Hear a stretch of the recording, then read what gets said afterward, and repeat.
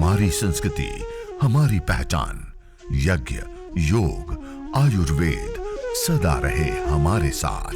भारत के प्राचीन ग्रंथों एवं आधुनिक विज्ञान का दिव्य संगम, यज्ञ महिमा।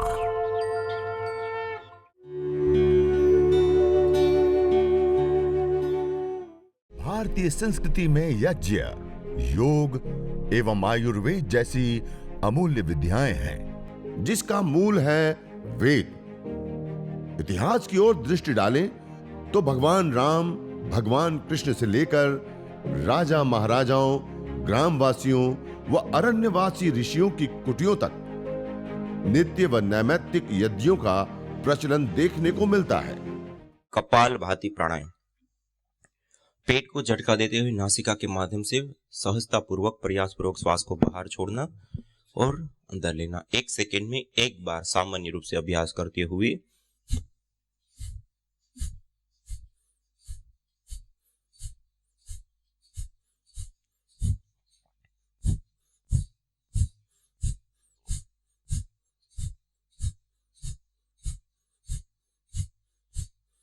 यह कपालभाति प्राणायाम निरंतरता के साथ सब करेंगे, अपने अपने सामर्थ्य के अनुसार निरंतरता के साथ करेंगे, बिना रुके।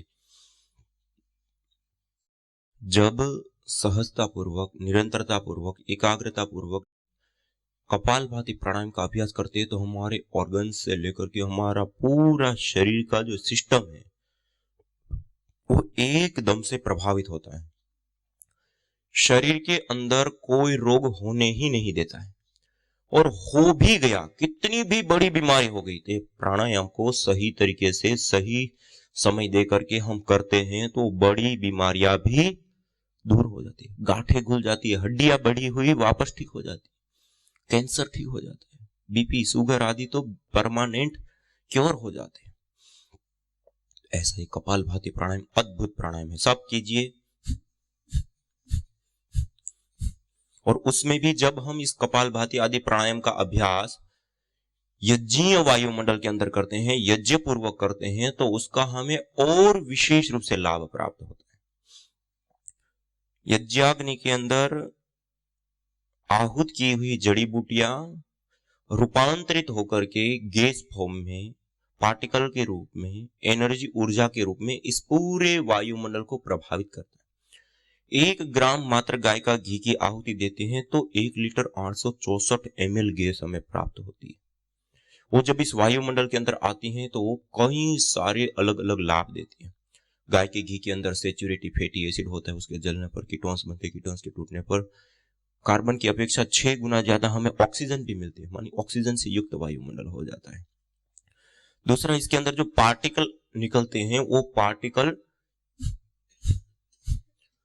ऋण आवेशित पार्टिकलों को बढ़ा देता है। मानी जहां पर घना जंगल हो और जैसा वायुमंडल हो, सामान्य रूप से क्या कहते हैं, योगाभ्यास कैसे स्थान पे करना चाहिए, जहां पर पेड़ पौधे, झरने, तालाब, नदी के किनारे, समुद्र के तट या पहाड़ी क्षेत्र में करते तो उसका विशेष लाभ होता है। अब वहां विशेषता क्या होती है, वहां के वायुमंडल के अंदर ऋण आवेशित कणों की बाहुल्यता होती है, उसमें रहने मात्र से विशेष हमें लाभ होता है।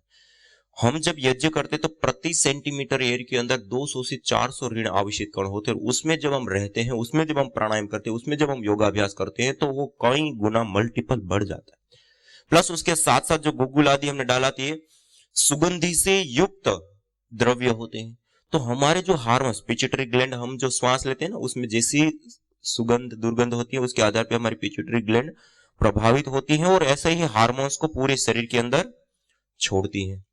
तो ये जब हम यज्ञ करते हैं, हवन करते हैं, अग्निहोत्र करते हैं, तो उसमें परफ्राल आदि कुछ सुगंधित कंपोनेंट्स, तत्व भी आते।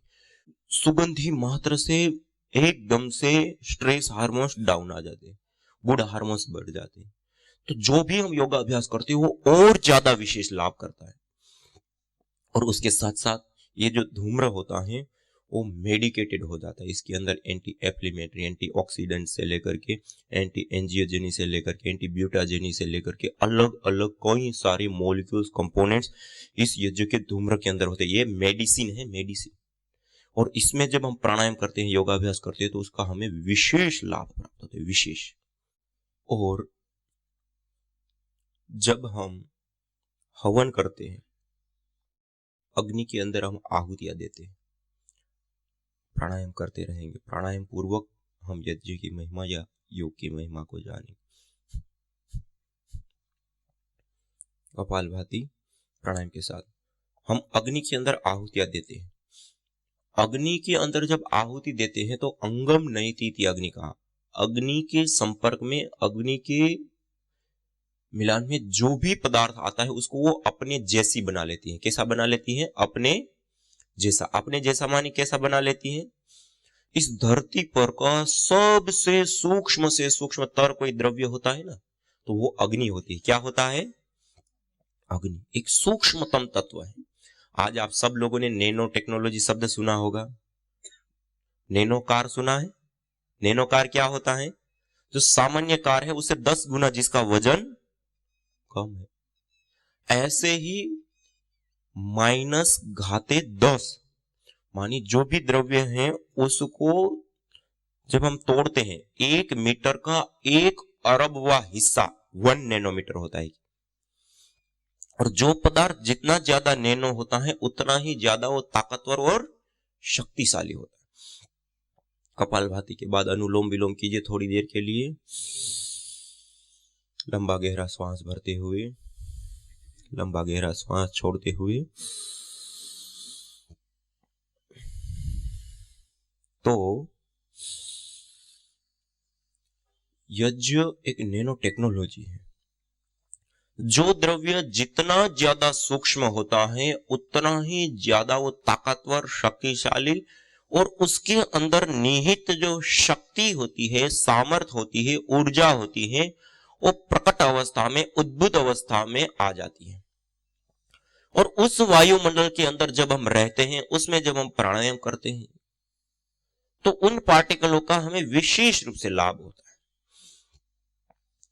आपको एक उदाहरण के लिए कि नैनो पार्टिकल कैसे ताकतवर होते हैं, देखिए। आज जिस सूर्य जैसे पिंड का हम प्रकाश लेते हैं वहां पर हाइड्रोजन गैस का दहन होता है। धरती पर सबसे तेजी से आग पकड़ने वाली कोई गैस होती है तो हाइड्रोजन गैस होती है। और उस हाइड्रोजन गैस का स्वभाव होता है कि बहुत तेजी से आग पकड़ने वाली गैस होती है, जिससे सूर्य जैसे पिंड प्रकाशित होते हैं। और उस हाइड्रोजन गैस को जब हम तोड़ते हैं, नैनो करते हैं, तो हाइड्रोजन से हीलियम बनता है। वो उसकी अपेक्षा कई गुना ताकतवर और शक्तिशाली पदार्थ बन जाता है। हीलियम को तोड़ते हैं तो लिथियम बनता है, वो उससे भी कई गुना ज्यादा ताकतवर और शक्तिशाली पदार्थ बन जाता है। लिथियम को तोड़ते हैं तो उससे यूरेनियम बन जाता है, वो उससे भी कई गुना ताकतवर और शक्तिशाली पदार्थ बन जाता है। आज हम सैटेलाइट छोड़ते हैं, उपग्रह के ऊपर जाते हैं, तब हम यूरेनियम नाम का ईंधन का प्रयोग करते हैं। थोड़ी सी मात्रा में होते हुए भी इतनी बड़ी एनर्जी, ऊर्जा देता है कि उपग्रह के ऊपर हमें ले भी जाता है, वापस भी ले आता है, फिर भी बच जाता है। इतना बड़ा मात्रा में उसके अंदर ताकत, शक्ति होती है। आज हम जिन वाहनों का प्रयोग करते हैं उसके अंदर थोड़ी सी मात्रा में यदि हम उसका प्रयोग कर ले तो जब तक गाड़ी चले तब तक हमें दोबारा ईंधन ना डालना पड़े। इतना ताकतवर और शक्तिशाली वो यूरेनियम पदार्थ होता है। क्यों इतना ताकतवर हुआ? उसको तोड़ा गया। क्या किया गया? जितना ज्यादा नैनो किया गया उतना ही ज्यादा वो ताकतवर हो गया। तो यज्ञ भी एक नैनो टेक्नोलॉजी है। जैसे आपको हाइड्रोजन, हीलियम, लिथियम, ये उदाहरण इसलिए बताया कि नैनो टेक्नोलॉजी आखिर क्या होती वो हमें पता चले। इसी प्रकार से हम आयुर्वेद के अंदर जो दवाइयां लेते हैं सामान्य अवस्था में, आसव, अरिष्ट, वटी, चूर्ण आदि अलग अलग द्रव्य हमें देते हैं। लेकिन जब रोग की अवस्था बिगड़ चुकी है, बहुत ज्यादा बढ़ चुकी है, तो उस समय वैद्य क्या देते हैं हमें? रस रसायन विद्या, भस्म। जो तत्व हमें चाहिए उन तत्वों को अग्नि में जला करके राख बना दिया जाता है। फूंक मारे तब भी वो वायुभूत हो जाए, इतना सूक्ष्म हो जाता है। उसको भी छोड़ते नहीं, उसको फिर खरल करते हैं, पत्थर के बीच में इतना घोटते हैं, उनके राख के पार्टिकलों को और तोड़ते हैं, और तोड़ते हैं, और तोड़ते हैं, और तोड़ते तोड़ते उसको इतना महीन कर दिया जाता है कि आप चुटकी भर चमड़े के ऊपर रख करके ऐसे थोड़ा सा मालिश करें तो हमारी चमड़ी के अंदर उतर जाता है, खून में मिल जाता है। इतना सूक्ष्म कर दिया जाता है। और हमें डॉक्टर कितनी मात्रा में देते हैं? 1 ग्राम, 2 ग्राम, 5 ग्राम देंगे, और वो भी 60 पुड़िया बना करके 1 महीने भर लेने के लिए कहेंगे।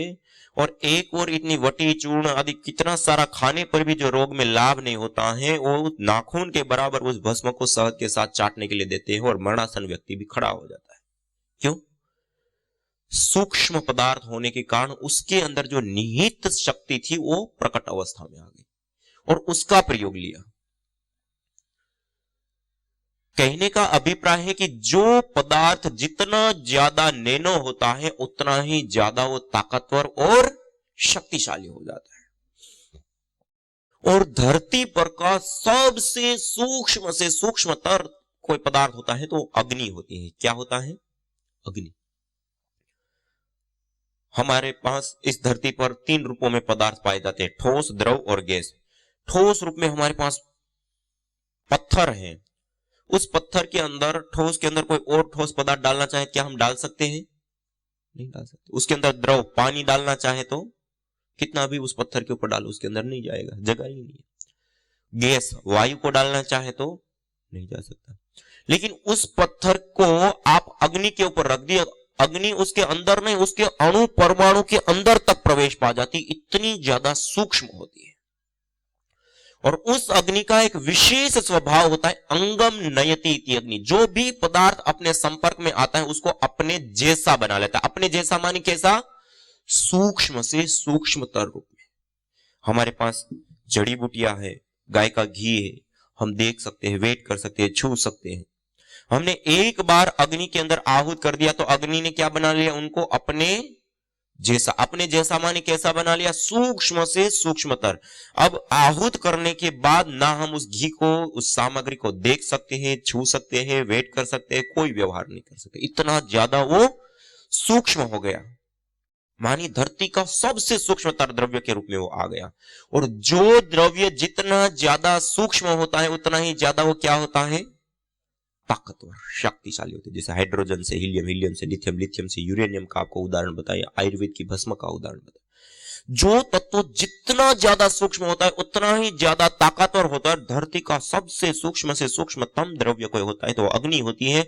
और उस अग्नि के अंदर जब आहुतियां देते हैं जड़ी बूटियों की तो वो भी इतनी ज्यादा सूक्ष्म हो जाती है, बिल्कुल नैनो पार्टिकल के अंदर आ जाती है। इस वायुमंडल के अंदर वो प्रसारित हो जाती है।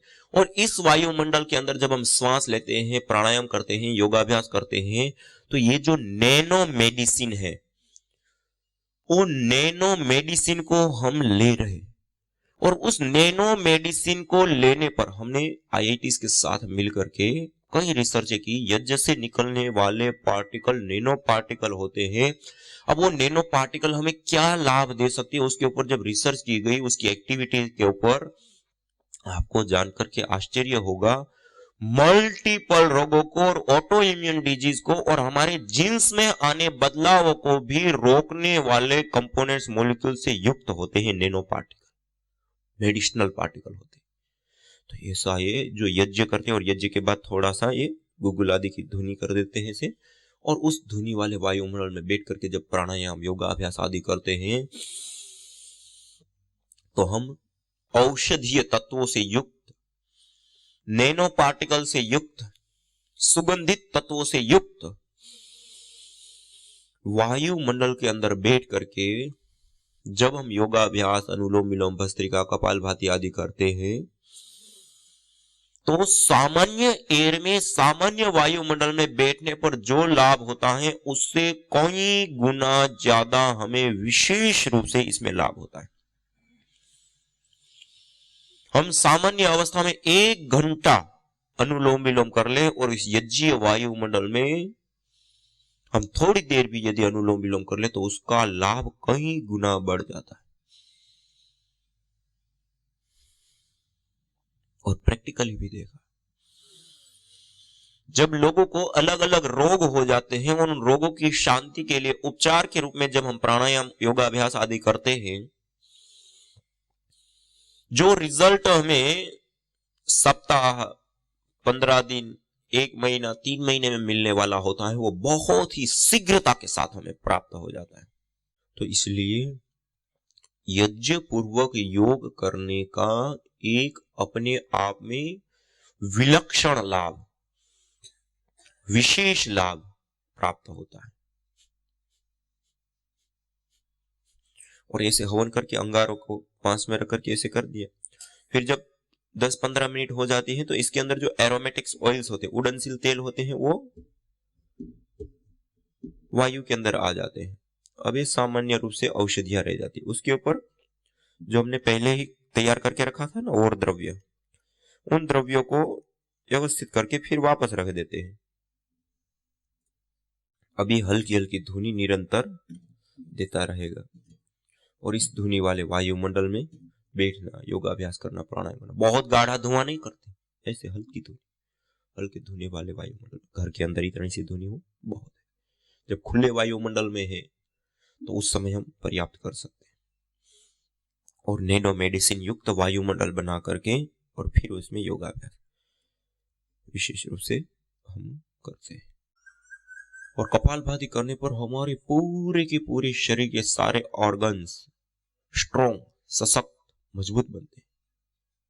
हमारे आंतें हो, लीवर, किडनी, हार्ट, सारे फंक्शन स्ट्रॉन्ग, सशक्त, मजबूत बनते हैं कपालभाति प्राणायाम को करने से।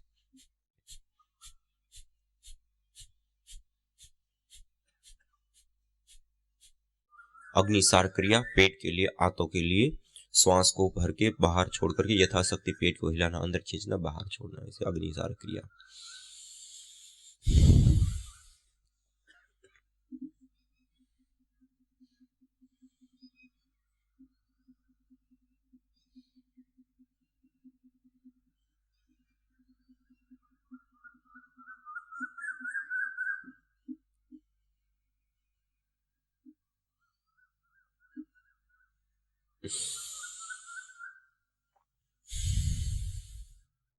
कॉन्स्टिपेशन, कब्ज आदि को दूर करने के लिए, पेट को स्वस्थ रखने के लिए विशेष करके लाभकारी होता है।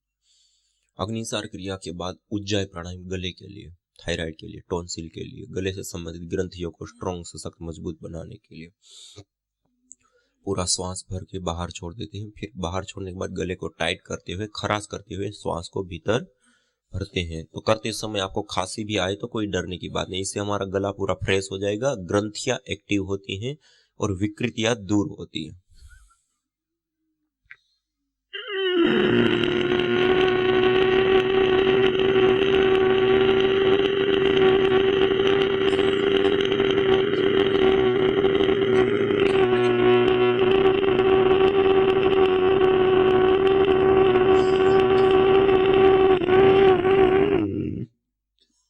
फिर श्वास को भीतर ही रोक करके रखते हैं।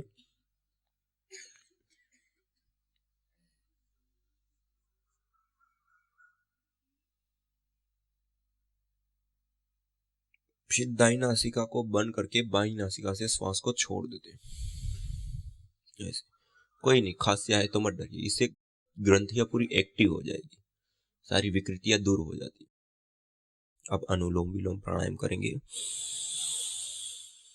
दाई नासिका को बंद करके बाई नासिका से लंबा गहरा श्वास भरना, फिर बाई नासिका से छोड़ना।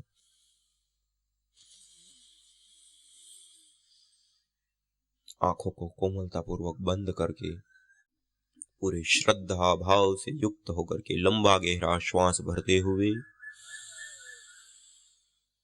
और लंबा गहरा श्वास छोड़ते हुए निरंतरता के साथ पूरा लंबा गहरा श्वास भरिए और लंबा गहरा श्वास छोड़िए। ये अनुलोम विलोम प्राणायाम अद्भुत प्राणायाम। सूर्य नाड़ी, चंद्र नाड़ी, अग्नि और सोम दोनों का संतुलन, राइट ब्रेन और लेफ्ट ब्रेन दोनों को एक्टिव करने के लिए मस्तिष्क की शक्ति सामर्थ्य कई गुना बढ़ जाती है। मस्तिष्क से लेकर के हमारे पूरे शरीर का जो तंत्र है, नर्वस सिस्टम है, वो स्ट्रॉन्ग, सशक्त, मजबूत बनता है।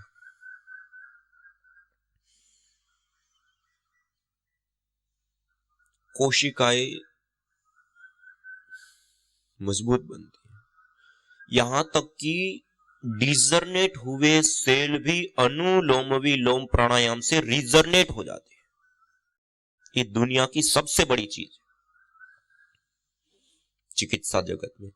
जो लीवर, जो किडनी, जो हार्ट, हमारे भीतर के फंक्शन जिन्होंने कार्य करना छोड़ दिया है, अब मॉडर्न मेडिकल साइंस के अंदर इसका कोई उपचार नहीं है ट्रांसप्लांट के अलावा। आप दूसरी किडनी ला करके लगाओ, दूसरा हार्ट ला करके लगाओ, लेकिन यदि कपालभाति, अनुलोम विलोम आदि प्राणायाम को हम विशेष रूप से अच्छे से विधि पूर्वक करते हैं तो डिजर्नेट हुए सेल भी रिजर्नेट हो जाते हैं। जो बिल्कुल फेंकने लायक किडनी, लीवर आदि हो जाते हैं, वो भी वापस कार्य करने लग जाते हैं। इतना बड़ी ताकत है इसके अंदर। करिए, किसी का हाथ नीचे नहीं आना चाहिए। लंबा गहरा श्वास भरिए, लंबा गहरा श्वास छोड़िए, निरंतरता के साथ, सहजता के साथ, एकाग्रता के साथ। ऐसे निरंतरता के साथ जब प्राणायाम करते हैं, हमारा पूरा नर्वस सिस्टम, कोशिकाएं आदि सब स्ट्रॉन्ग, सशक्त, मजबूत बन जाते हैं। हमारे दोनों ही ब्रेन एक्टिव हो जाते हैं, उनकी शक्ति सामर्थ्य कई गुना बढ़ जाती है।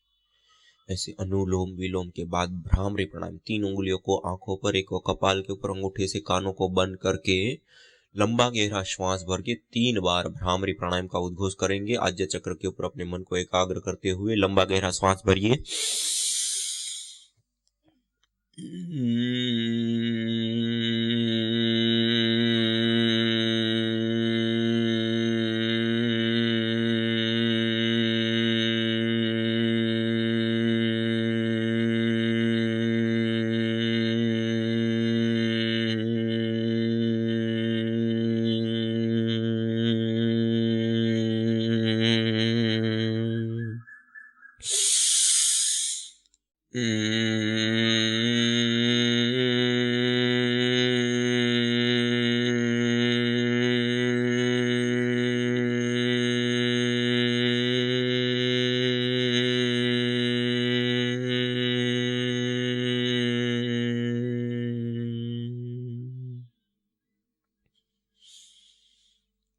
भ्रामरी प्राणायाम के बाद उद्गीत प्राणायाम, ध्यान मुद्रा में दोनों हाथों को रखते हुए लंबा गहरा श्वास भर के 3 बार पावन ओंकार का उद्घोष करेंगे।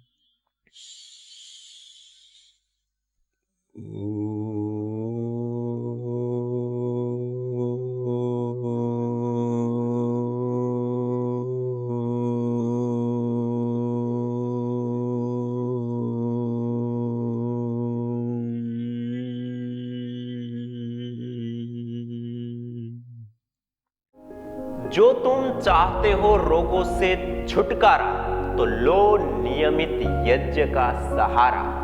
यज्ञ की यह शुद्ध हवा सब रोगों की है दवा।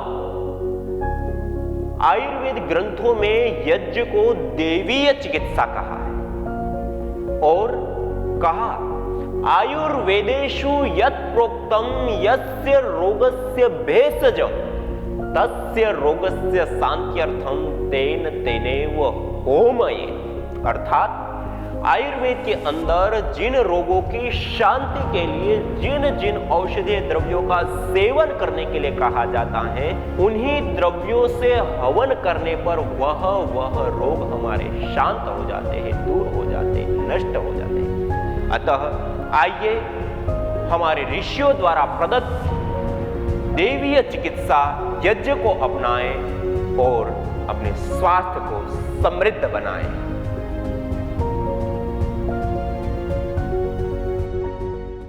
हम केवल यज्ञ में औषधियाँ जो डालते हैं वही आत्मसात कराते हैं श्वास के द्वारा, प्राणायाम के द्वारा।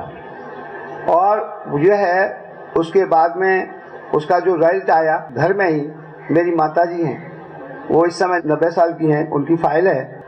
2013 में स्वामी जी नेफ्रोलॉजिस्ट की लिस्ट है और इनका क्रेटिनाइन बढ़ गया 7.60 हो गया और डॉक्टर ने नेफ्रोलॉजिस्ट बुला लिया और अम्मा हमारी बिल्कुल मूर्छित जैसी हो गई, मम्मा है, बोल दिया कि अब किडनी जो है इनकी फेल हो गई, अब इनको स्टेंट डालना पड़ेगा। उनको कोई होश नहीं था, बिल्कुल बेहोश। तो वो हमारे पास में डॉक्टर के यहाँ गए, इमरजेंसी बोला कि डॉक्टर साहब इनको दूसरे हॉस्पिटल में शिफ्ट करना पड़ेगा। तो वहाँ पे उसने बोला कि इसमें लाखों रुपए लग सकता है। अम्मा की उम्र हो गई 84-85 चल रही थी। तो हमने डिसाइड किया सभी भाइयों ने, वकील साहब है मेरे छोटे भाई, तो उन्होंने ये कहा कि अभी आप जैसे बोलें वैसे करें। मैंने इनको डिस्चार्ज करो और हम जो है अपने केंद्र पर ही ले जाते हैं। वहाँ पर से हम रात में 12 बजे लेके आए व्हील चेयर पर और अम्मा को कोई होश नहीं था। हमने 2 टाइम उनके बेड के पास हवन करते थे। अम्मा को निरंतर 15 दिन तक हम ये करते रहे। दोबारा टेस्ट करवाया हमने तो क्रेटिनाइन डाउन हो गया और फिर 15 दिन के बाद कराया तो 0 आ गया, क्रेटिनाइन 0 इसमें रिपोर्ट में है। तब हमें विश्वास हुआ कि ये बड़ी ज़बरदस्त चीज़ है, ये टॉक्सिन्स को निकालने वाली चीज़ है और ये विषाणु जो भर जाते हैं शरीर में, ये इसका प्रमाण है। इसलिए पहला मैं प्रमाण इसलिए दे रहा हूँ कि ये मेरा प्रत्यक्ष अनुभव है। तो इस तरह से हमारी अम्मा स्वस्थ हुई और आपके सामने अब 91 चल रहा है अम्मा का और अभी हमारे बीच में स्वस्थ हैं। तो ऐसे इस तरह का जो है ये राइट आपके सामने प्रस्तुत है।